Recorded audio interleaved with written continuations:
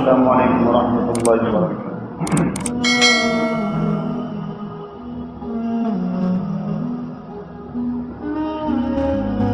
بسم اللہ الرحمن الرحیم، نحمده ونصلی ونسلم علی رسوله الکریم، اما بعد فقد قال اللہ تبارک وتعالی فی القرآن المجید: أعوذ بالله من الشيطان الرجيم، بسم الله الرحمن الرحيم، كل نفس ذائقة الموت وإنما توفون أجوركم يوم القيامة فمن زحزح عن النار وأدخل الجنة فقد فاز وما الحياة الدنيا إلا متاع الغرور. وقال تبارك وتعالى: أينما تكونوا يدرككم الموت ولو كنتم في بروج مشيدة. وقال النبي صلى الله عليه وسلم: الموت تحفة المؤمن، أو كما قال عليه الصلاة والسلام. محترم بزرگوں، دوستو اور عزیز دینی بھائی، جیسا کہ آپ سبھی حضرات کو معلوم ہے کہ جمعہ کا جو بیان چل رہا ہے وہ سلسلہ وار ہے، عقائد کے اوپر، ایمانیات کے اوپر، کہ ہمیں کن کن چیزوں پر ایمان لانا ضروری ہے. اس میں یہ بتایا گیا تھا کہ والیوم الآخر آمنت باللہ وملائکتہ وکتبہ ورسلہ والیوم الآخر. اللہ پر ایمان، اللہ کے فرشتوں پر ایمان، اور اللہ کی کتابوں پر ایمان، اور اللہ کے رسولوں پر ایمان، والیوم الآخر. اور اس کا ترجمہ تو کیا جاتا ہے کہ قیامت کے دن کے اوپر ایمان لانا، لیکن اس کا اصلی جو لفظی ترجمہ ہوگا وہ ہوگا آخری دن پر ایمان لانا. آخری دن. اب یہ آخری دن انسان کے اپنی ذات کے اعتبار سے بھی ہے اور عالمی اعتبار سے بھی. جب پوری دنیا تہس نہس ہو جائے گی، پوری دنیا فنا ہو جائے گی، ختم ہو جائے گی، جس کو قیامت کہا جاتا ہے، وہ دنیا کا آخری دن ہوگا. اور اسی وجہ سے ہر وہ شخص جس کو پر موت واقع ہو جائے، جو مرتا ہے، تو کہا گیا کہ اس کے اوپر اس کی قیامت طاری ہو جاتی ہے، پوری دنیا سے ختم. تو یہ موت جو ہے، میں نے بتایا تھا پچھلے جمعہ میں کہ موت دنیا کی واحد ایک ایسی اٹل حقیقت ہے جس کے بارے میں کسی کا اختلاف نہیں. تو موت کیا چیز ہے اور آخری دن کیا ہوتا ہے، موت انسان کو کس طرح آتی ہے. قرآن کریم میں اللہ نے ارشاد فرمایا: کل نفس ذائقۃ الموت، ہر ایک کو موت کا مزہ چکھنا ہے. اور فرمایا: اینما تکونوا یدرککم الموت، تم جہاں کہیں بھی رہو گے موت تم کو آ پکڑے گی. ولو کنتم فی بروج مشیدہ، اگر کہ تم مضبوط قلعوں کے اندر رہو، محلوں میں رہو، بلڈنگوں میں رہو، کہیں بھی چھپ کر رہنا چاہو، لیکن موت وہاں بھی آ سکتی. موت سے کسی کو مفر اور چھٹکارا نہیں، سب کو مرنا ہے. لیکن یہ موت کیوں آتی ہے؟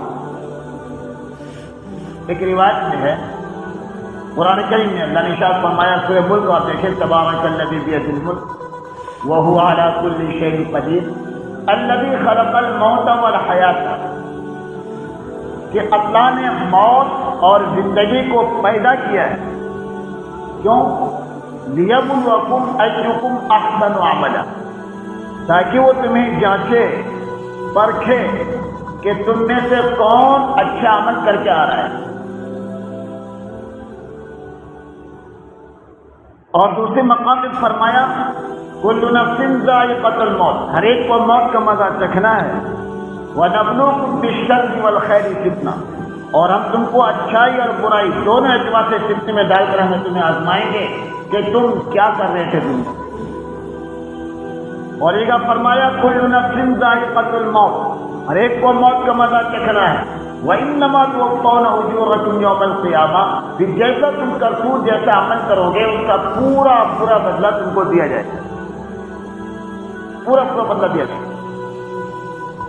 فَمَنْ زُحْزِحَ عَنِ النَّارِ، اب بدلہ دینے کے بعد آپ سبھی کو معلوم ہے کہ اچھے عمل کا بدلہ جنت ہے اور برے عمل کا بدلہ جہنم ہے۔ اللہ فرماتا ہے فَمَنْ زُحْزِحَ عَنِ النَّارِ، پھر جو جہنم سے بچا لیا گیا، وَأُدْخِلَ الْجَنَّةَ، اور جنت میں داخل کر دیا گیا، فَقَدْ فَازَ، تو حقیقت میں وہ کامیاب ہو گیا، اصل کامیابی ہے۔ اور دنیاوی اعتبار سے جو ہم کامیابی کا ایک تصور ہم اپنے ذہنوں میں رکھتے ہیں اور سمجھتے ہیں کہ انسان کامیاب ہے، یہ انسان کامیاب ہے، یہ انسان کامیاب ہے۔ میں نے شاید بہت پہلے آپ کو بتایا تھا کامیاب کا لفظی معنی کیا ہے۔ کامیاب، کام کے معنی آتے ہیں مقصد، یاب کے معنی پانا، کامیاب اپنا مقصد پا لینے والا۔ کامیاب کا لفظی ترجمہ معنی کیا ہے؟ کامیاب کے معنی مقصد کو پا لینے والا۔ اب دیکھیں ہمارا مقصد کیا ہے، ہمارا مقصد کیا ہے؟ اور مقصد کا مطلب یہ ہوتا ہے، ہمارا مقصد اللہ نے فرمایا کہ ہم نے سب کا نیچے میں بتا رہا ہوں، ہمارا مقصد یہ ہے کہ ہمارا خالق، ہمارا مالک ہم سے راضی ہو جائے اور ہمیشہ ہمیشہ جنت کو داخل کر دے تاکہ اس کے بعد کوئی تکلیف نہ ہو۔ اب دنیا میں جس کو ہم کامیابی تصور کرتے ہیں کہ بڑا سا گھر بنا لیا، بلڈنگ بنا لیا، گاڑی خرید لیا اور جو بھی کچھ جس کے جو مقاصد جو خیالات ہیں ہم نے اس کو پا لیا تو ہم کیا سمجھتے ہیں کہ ہم کامیاب ہو گئے؟ بالکل نہیں۔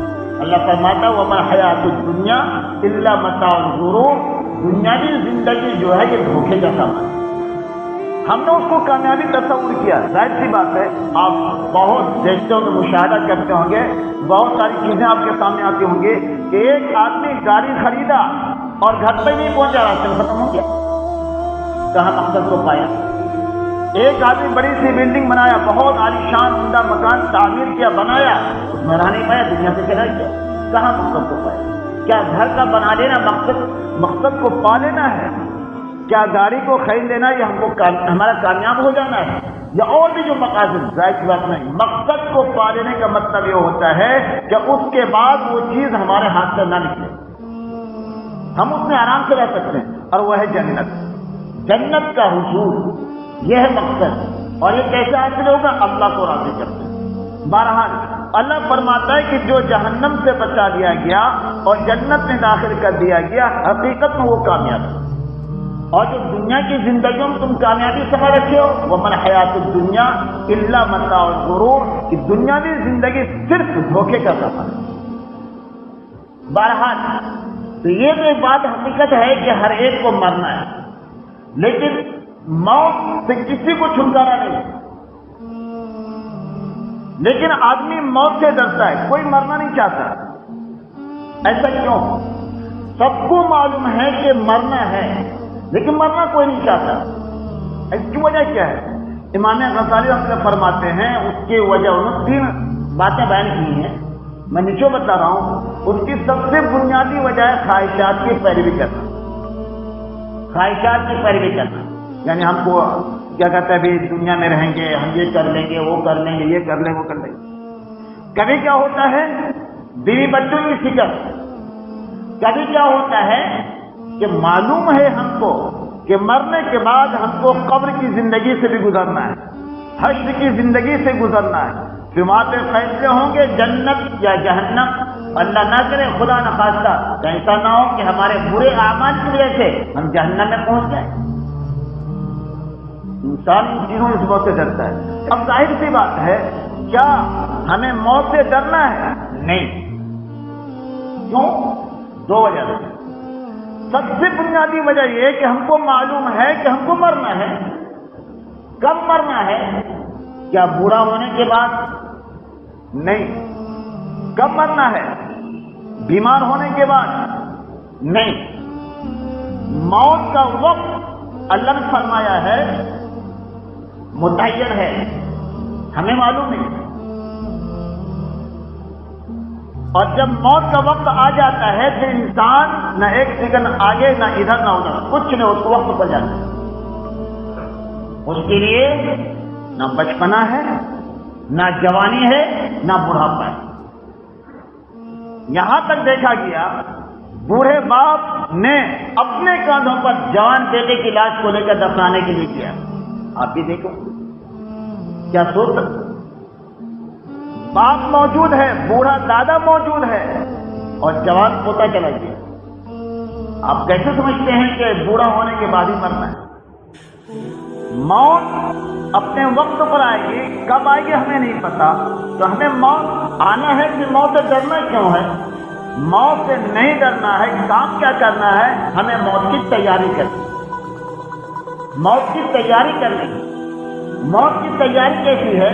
پیارے آقا حضرت محمد رسول اللہ صلی اللہ علیہ وسلم نے ارشاد فرمایا، موتو قبل ان تموتو، موت آنے سے پہلے تم اپنے آپ کو مردہ سمجھو۔ کیسے سمجھنا ہے؟ اسی حدیث میں فرمایا، حاسبو قبل ان تحاسبو، اپنا حساب لیتے رہا کرو قبل اس کے کہ تمہارا حساب لیا جائے۔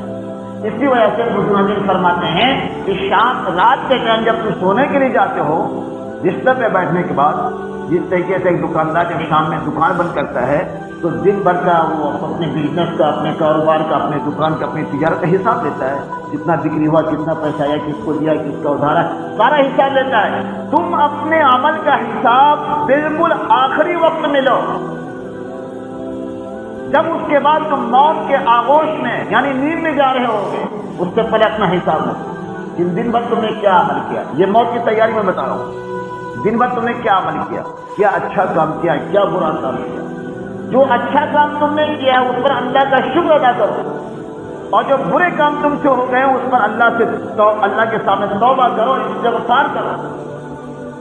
اگر تم نے شکر ادا کیا اچھائیوں پر، اللہ فرماتا ہے لئن شکرتم لازیدنکم، اگر تم شکریہ ادا کرو گے تو ہمیں تمہیں اور زیادہ کرنے کی توفیق دے دیں گے۔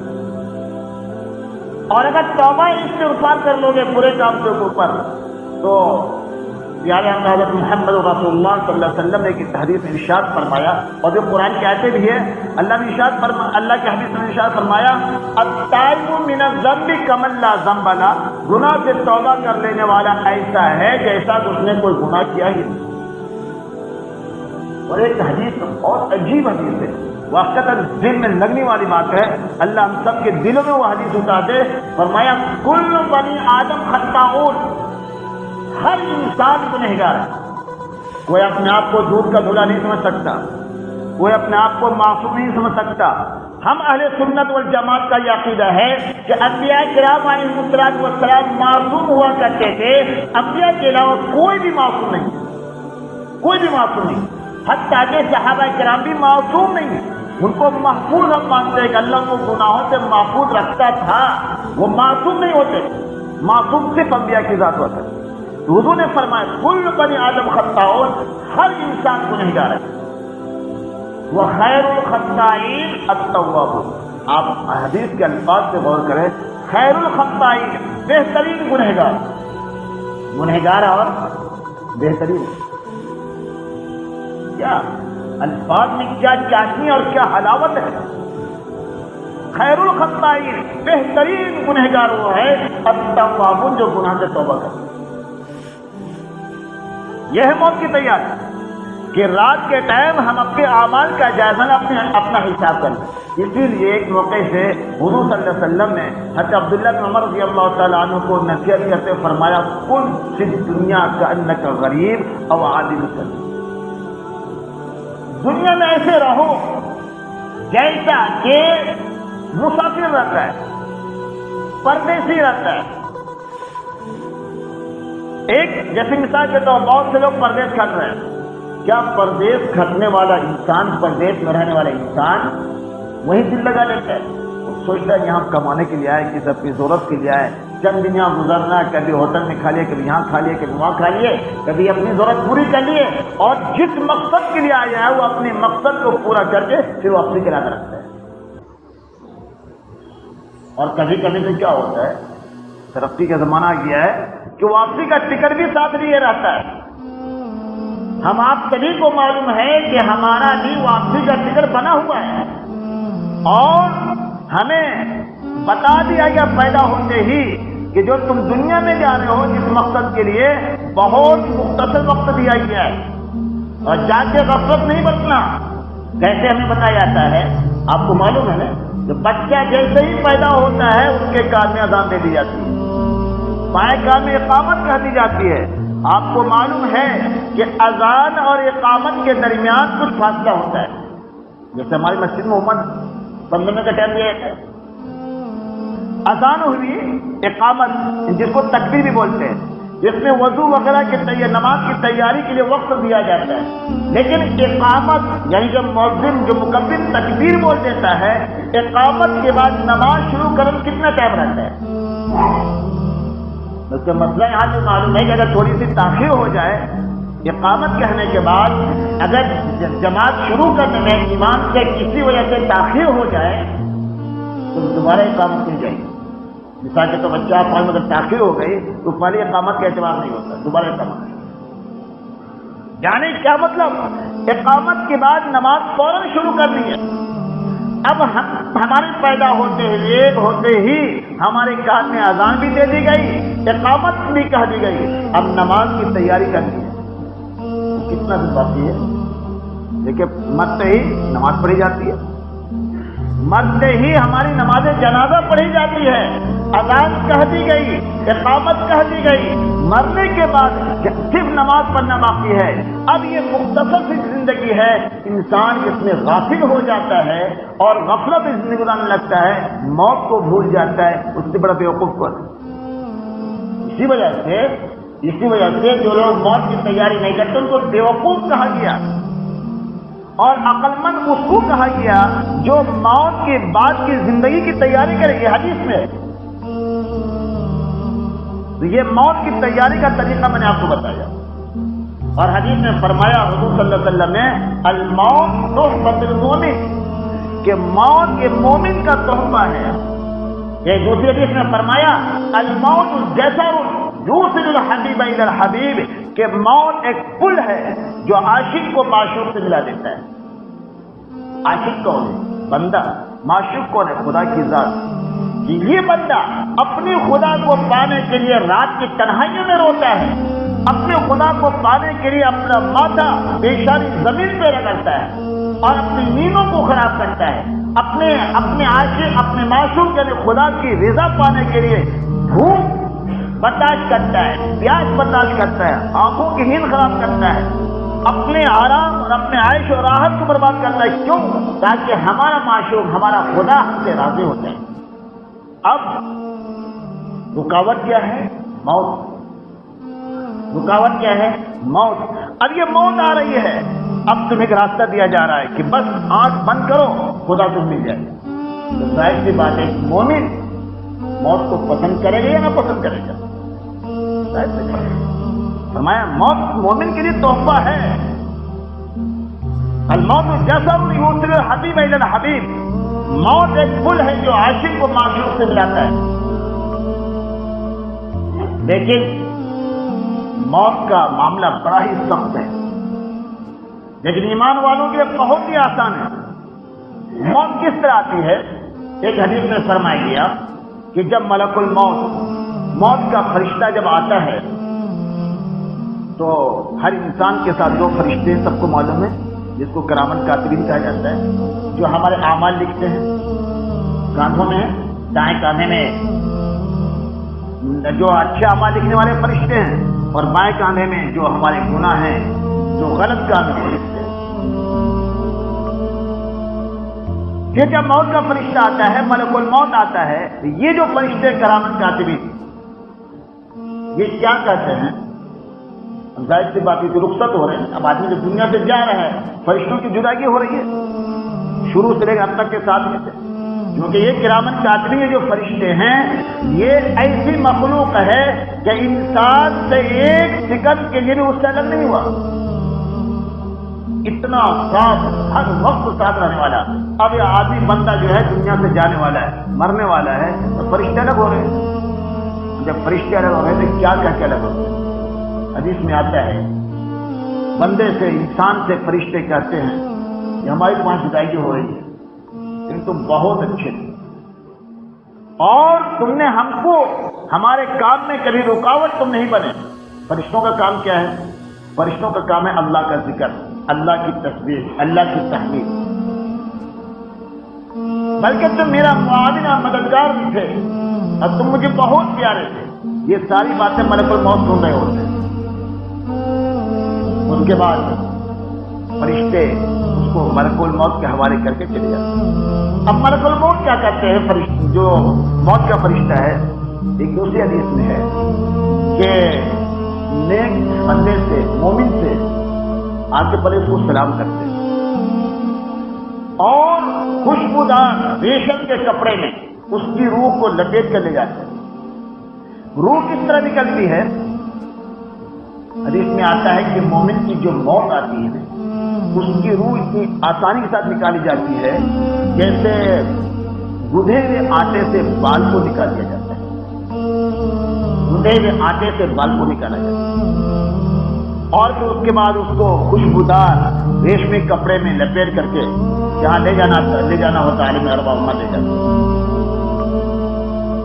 اور اگر نافرمان بندہ ہوتا ہے، گنہگار بندہ ہوتا ہے، وہ کرامن کاتبین جو ہے اس کو کہتے ہیں کہ بہت اچھا ہوا، اب بس مجھے تم پریشان کر کے رکھے ہوئے تھے اور جتنے لوگ تم جتنے تھے سب میں تم مجھے برے نظر آتے تھے۔ یہ ساری باتیں ملک الموت سن رہے ہوتے ہیں۔ اس کے بعد اس کو کالے بدبودار کپڑے میں لپیٹ کر اس کی روح کو لے جاتے ہیں اور اس کی موت ایسی حالت میں آتی ہے جیسے حدیث میں آتا ہے کہ روئی کاٹن ہوتا ہے، کپڑا بنا ہوا نہیں، روئی، اس کو کانٹے میں لپیٹ دیا جائے اور پھر کانٹا کو اس سے نکالا جائے، نکلے گا، کتنی مشکل ہوگی، کتنے مشکلات کا سامنا کرنا پڑے گا۔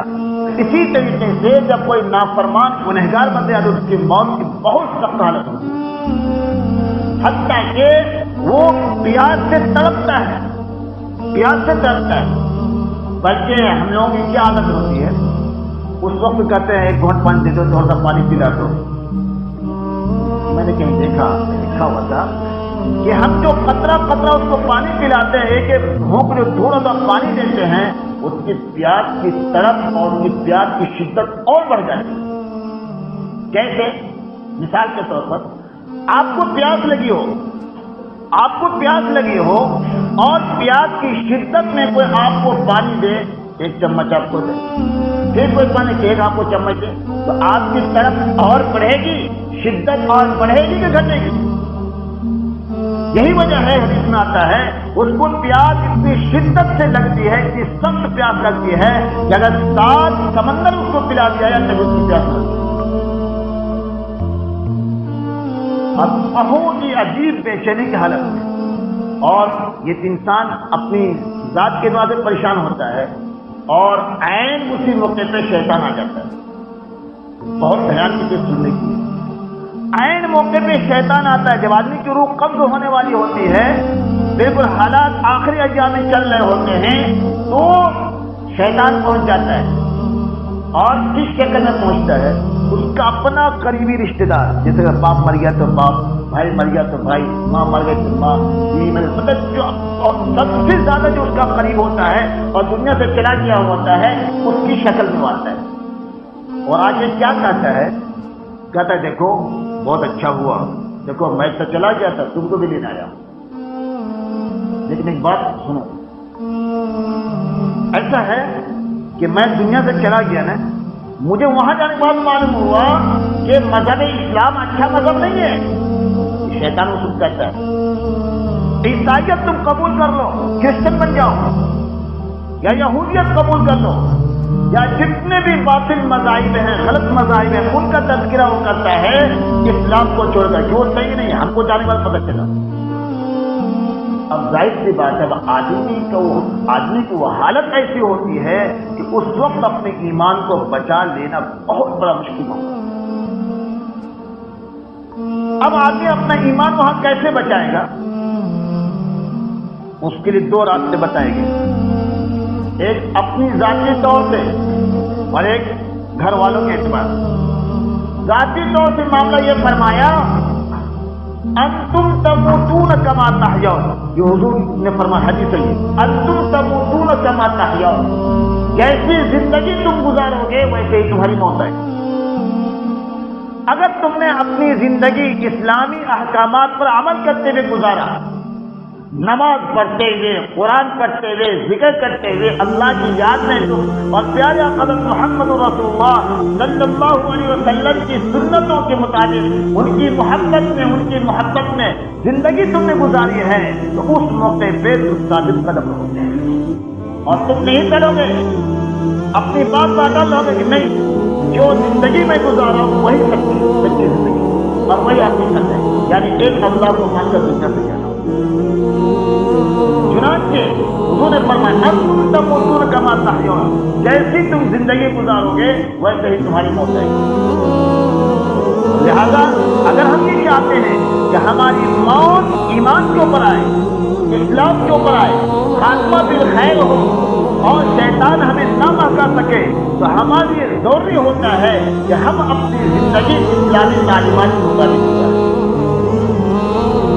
حضور نے بھی فرمایا کہ حدیث میں ہے کہ انما الاعمال بالخواتیم، اعمال کا دار و مدار خاتمے کے اوپر ہوتا ہے۔ یہی وجہ ہے کہ ایک آدمی مرتے وقت اگر اس کو کلمہ نصیب نہیں ہو سکا، ایمان کے اوپر اس کی موت نہیں آئی، تو ساری زندگی کے سارے عمل بیکار ہو جائیں گے۔ اس وجہ سے دعا کی جاتی ہے کہ اللہ تعالیٰ اس نے خاتمہ نصیب فرمائے، ایمان کے اوپر موت عطا فرمائے۔ اپنی ذاتی طور سے اور جو گھر والوں کے لیے کیا کہا گیا، گھر والوں کے لیے کہا گیا جب آخری وقت ہو وہاں پہ کلمہ پڑھو، یاسین پڑھو، اس سے نزا کی حالت میں موت کی سختی میں آسانی ہوتی ہے۔ کلمہ پڑھو ان کے سامنے زور زور سے چلا کے بھی نہیں، اور دھیمی آواز میں اتنی آواز میں بنی ہے کہ ان کے کان تک کلمہ پہنچے، لیکن اسے پڑھنے کے لیے مت کہو، پڑھنے کے لیے مت کہو، کیونکہ موت کی سختی ایسی شدت کے ساتھ ہوتی ہے کہ ناقابل برداشت۔ تو اگر تم اس کو کلمہ پڑھنے کے لیے کہو گے کہیں ایسا نہ ہو کوئی ڈر کر جائے، اس لیے کلمہ پڑھنے کے لیے مت کہو، بلکہ اس کے سامنے بیٹھ کر کے ہلکی آواز میں کہ اس کی کان تک کی آواز پہنچے کلمہ پڑھ لو، تاکہ وہ سن کر کے کلمہ پڑھ لے۔ اور میں نے بھی لکھا ہے جب ایک مرتبہ وہ کلمہ پڑھ لے، ایک مرتبہ کلمہ پڑھ لے، پھر وہاں سے آدمی کو چال جاتے، اب دوبارہ وہاں پر کچھ نہیں پڑھ سکتے۔ کوئی بات نہیں، دنیا کی کوئی بات وہاں جاتی ہی نہیں ہے۔ ہم لوگوں سے غلطی یہاں پہ بھی ہوتی ہے کہ اتنے خاص لوگ ہوتے ہیں، بیٹا ہو گیا، بیٹیاں ہو گئی، بیوی ہو گئی، ماں ہو گئی، کوئی بھی ہوتا ہے جو سب کو لاتے رہتے ہیں، بچہ دیکھ لو، آخر ملاقات کر لو، قرآن میں ایسا نہیں ہونا چاہیے۔ کیوں؟ وہ حالت ایسی ہوتی ہے کہ اللہ حفاظت فرمائے کہیں ایسا نہ ہو کہ ان کی محبت اس وقت اس کے دل پر غالب ہو جائے اور کلمہ بھول جائے۔ یہ غلطی ہم لوگ کرتے ہیں، بس جب تک وہ صحیح سالم رہا تب تک کوئی فکر نہیں رہی، اب مرتے وقت مجھے کھانے آیا ہو، ایسا نہیں کرتے۔